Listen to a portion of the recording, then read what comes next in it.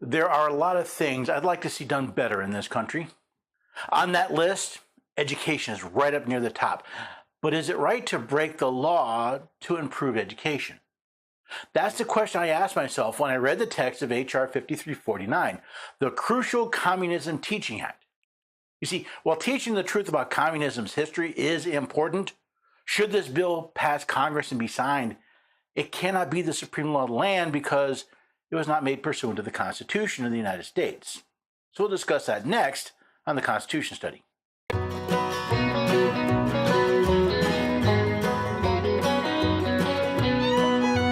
Lovely neighbors and have a few good friends.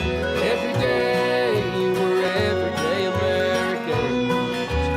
Oh, every day we're everyday Americans.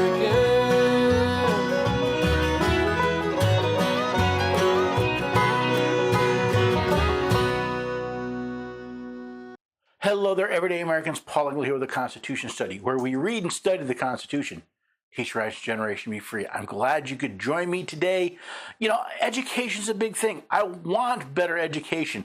I want better civics education. I'd love to see better education about our history and the actual facts of what happened. But if that's going to be done, it has to be legal. I'll talk more about the website and other things at the end of the episode. But for now, let's talk about the Crucial Communism Teaching Act. Okay, let's back up a little bit. On December 6, 2024, the House passed H.R. 5349 with 327 votes for and 62 votes against. As of the recording of this episode, it has been received by the Senate and referred to the Committee on Health, Education, Labor, and Pensions. Let's start by looking at the purpose of this legislation. The purposes of this act are the following: to help families, civic institutions, local communities, local education agencies, high schools, and state educational agencies to prepare high school students to be civically responsible and knowledgeable adults. First, let's notice that the entities Congress wants to help are primarily local. Yes, the list includes state education agencies, but families and civic institutions, along with high schools, are local entities. Why this is important will become evident a little later. Now, the goal of preparing our young people to be civilly responsible and knowledgeable adults is laudable, but that does not justify this legislation. Neither does the Constitution vest in Congress the power to determine what needs to be taught in our high schools, as this legislation claims to do. To ensure that high school students in the United States learn that communism has led to the deaths of over 100 million victims worldwide, understand the dangers of communism and similar political ideologies, and understand that 1.5 billion people still suffer under communism. Learning the truth about history is very important. As Santayana said, those who cannot remember the past are condemned to repeat it. That does not mean the federal government is the right entity to teach history. Now, since the Constitution does not vest in the United States the power to regulate education, Congress doesn't have the legal authority to make such law. Now, per the law, Congress must include a constitutional authority statement in all legislation. In other words, before a member of Congress, either House or Senate, introduces legislation, they must show that Congress actually has the authority to make such a law. In the constitutional authority statement for H.R. 5349, Representative Salazar wrote, Congress has the power to enact this legislation pursuant to the following. Article 1, Section 8, Clause 18. Does Article 1, Section 8, Clause 18 vest in Congress the power to regulate education? The Constitution vests several powers in the Congress of the United States. Many of those powers are listed in Article 1, Section 8. The last of the powers delegated to the Congress in Article 1, Section 8 comes in Clause 18, the Necessary and Proper Clause, which states that Congress has the power to make all laws which shall be necessary and proper for carrying into execution the foregoing powers, and all other powers vested by this Constitution in the government of the United States or any department or officer thereof. So for Congress to be able to make a law, it must be both necessary and proper for putting into execution a power vested by the Constitution in the government of the United States or in one of its departments or officers. However, regulating education is not a power vested in any part of the government of the United States. It is therefore neither necessary nor proper for Congress to make a law to regulate education. In other words, not only is Ms. Salazar's constitutional authority statement foolish, it also shows the ignorance of the Constitution, not only for Ms. Salazar, but for the 33 other members of the House of Representatives who co-sponsored the legislation.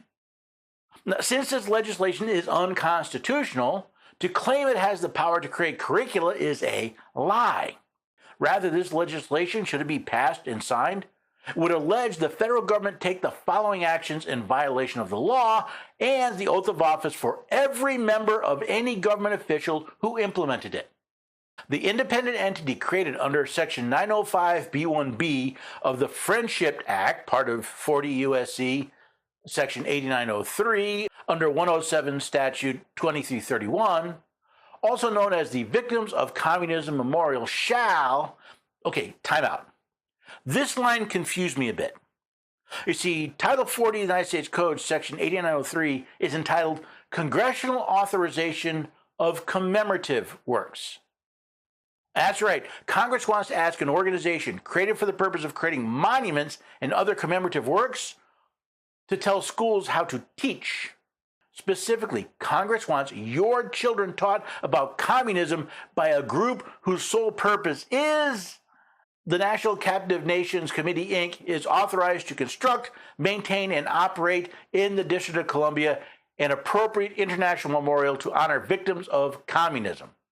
The National Captive Nations Committee, Inc. is encouraged to create an independent entity for the purpose of constructing, maintaining, and operating the memorial. Once created, this entity is encouraged and authorized to maximum extent practicable to include as active participants organizations representing all groups that have suffered under communism. First of all, this National Captive Nations, Inc., apparently a federal corporation, is only authorized to construct, maintain, and operate a memorial within the District of Columbia. This is where Congress has general legislative power. Now, what logical reason does Ms. Salazar and Congress have to believe them capable of developing a civic education curriculum as stated in the law? Their job is to develop a civic education curriculum for high school students that includes a comparative discussion of certain political ideologies, including communism and totalitarianism, that conflict with the principles of freedom and democracy that are essential to the founding of the United States, is accurate, relevant, and accessible so as to promote the understanding of such political ideologies, and is compatible with a variety of courses, including social studies, government, history, and economic classes. I've developed curricula. It's not an easy task. Even with my extensive knowledge of the topics at hand, turning that into something pedagogically, the art, science, or profession of teaching, was quite difficult. Are we to expect a group of people trained in building and operating monuments are up to the task? Where's the vetting of the facts and data that would be included in such curriculum?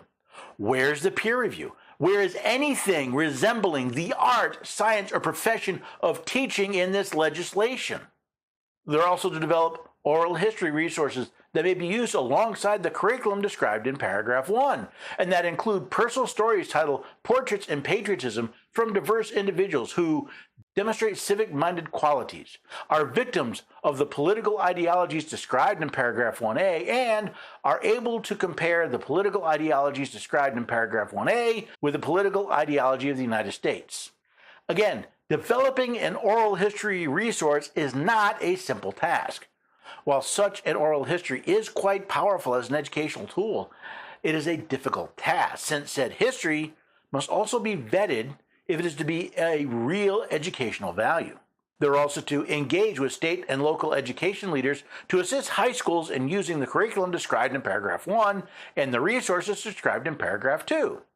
Now, after all the work is done, Congress wants this group of monument builders to help high schools to use their curriculum. I wonder, will any Department of Education dollars be used to entice and influence these schools to adopt this questionable curriculum? Yes, I believe not only that education is important, but learning about history should be part of that education. I think that when confronted by the evils committed by current and past communist regimes, most people would be horrified and avoid adopting such political ideas. However, is it within the powers of the United States to make that determination? No. Has the government of the United States been vested with the power to regulate or fund education? No. Would this legislation, should it be passed and signed by a president, be valid? Absolutely not. As the Supreme Court pointed out in the case Norton v. Shelby County, an unconstitutional act is not a law. It confers no rights and imposes no duties. It affords no protections. It creates no office. It is in legal contemplation as inoperative as though it had never been passed. Since Congress seems to value a civic education so much, perhaps it should start with its own. After all, the constitutional authority statement for this legislation shows an absolute ignorance of the necessary and proper clause of the United States Constitution. Perhaps people in glass houses shouldn't throw stones. After all, if the members of Congress who not only write our legislation, but took an oath or affirmation to support the Constitution of the United States, are so ignorant of not just the document as a whole, but the language vesting them with power, how can we take any civic education they create seriously? Let's not forget that the National Captive Nations Committee, Inc., that Congress wants to develop this questionable curriculum, will have costs that need to be paid. Can we expect Congress to embezzle more money from the American people to pay those expenses?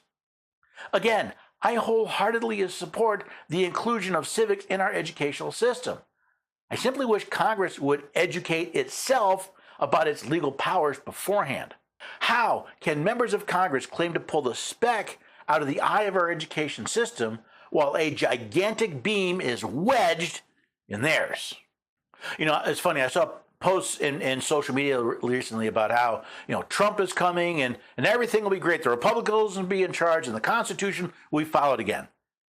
This was a Republican member of the House that wrote this dumpster fire, that had the brilliant idea that, well, the Constitution says we can make laws necessary and proper and just stop there. I don't know Ms. Salazar. What I know is she's constitutionally illiterate. And this legislation is just another example.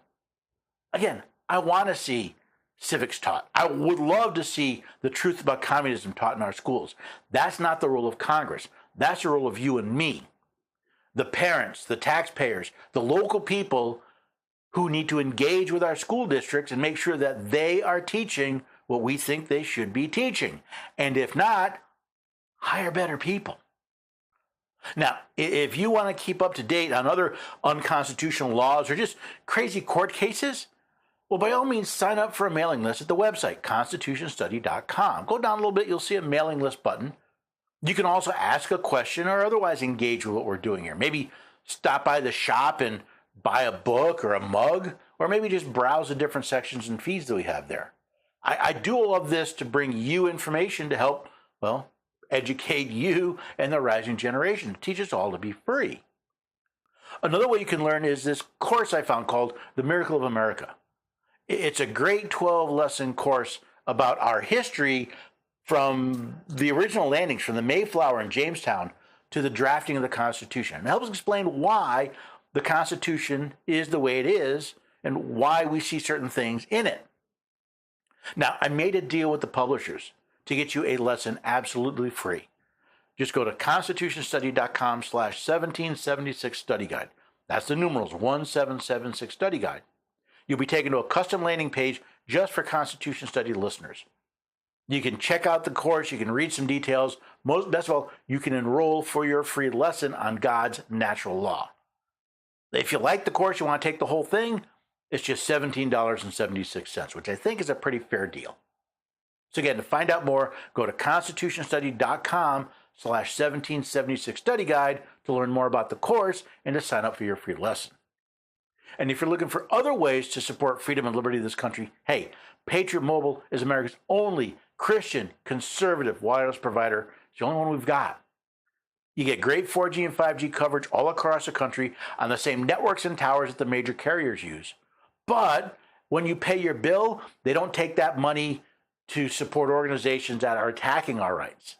They support organizations like NRA, Folds of Honor, First Liberty, organizations that are protecting our rights, or at least working to do so. Wouldn't it be nice to use your cell phone to defend your rights rather than use that money to attack them? Again, if you go to the website, patriotmobile.com/constitution, you can find a plan that works for you, but be sure to use the code Constitution at checkout to get free activation.